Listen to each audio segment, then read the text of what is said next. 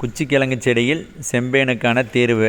விவசாய நண்பர்களுக்கு வணக்கம். இப்போ நம்ம இருக்கிற ஃபீல்டு வந்து பார்த்திங்கன்னா ஒரு குச்சிக்கிழங்கு ஃபீல்டுங்க. இது என்ன வெரைட்டி ஊனியிருக்கிறாங்கன்னு பார்த்தீங்கன்னா ஒயிட் தாய்லேருந்து ஊனியிருக்கிறாங்க. இது வந்து பார்த்திங்கன்னா ஒரு 7 மாதத்து கிராப், 7 to 8 மாதத்தில் பிடுங்கிடலாங்க.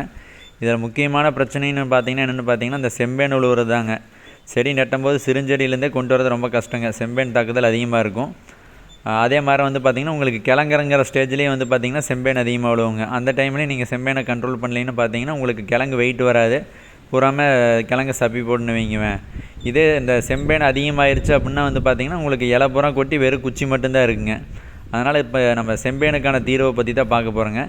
இதுக்கு நம்ம செம்பேன் 1 hour இருக்குதுன்னு தெரிஞ்சோடனேயுமே நம்ம பார்த்திங்கன்னா 10 லிட்டர் தண்ணிக்கு 25 மில்லி செட்டிங்க, அப்புறம் 10 லிட்டர் தண்ணிக்கு 25 மில்லி ஓமைட், இது ரெண்டையும் ஒரு பக்கெட்டில் கரைச்சிக்கலாங்க.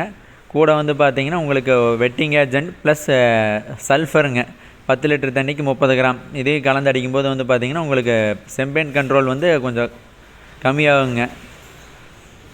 இது வந்து பார்த்திங்கன்னா நீங்கள் பவர் ஸ்ப்ரேயரில் அடிக்கிறது பெஸ்ட்டுங்க. ஏன்னா வந்து பார்த்தோம்னா செடி நல்லா கூடார மாட்டு இருக்குங்க. கை ஸ்ப்ரேயரில் அடித்தோம்னா அந்தளவுக்கு போகாதுங்க. அதனால் பவர் ஸ்ப்ரேயரில் அடிக்கிறது வந்து உங்களுக்கு நல்ல பெஸ்ட் ரிசல்ட் வருங்க. மேலும் இதுபோல் விவசாயம் சம்பந்தமான தகவலை தெரிந்து கொள்ள நமது கட்டுத்துறை யூடியூப் மற்றும் இன்ஸ்டாகிராம் சேனலை சப்ஸ்கிரைப் செய்யுங்கள். நன்றி.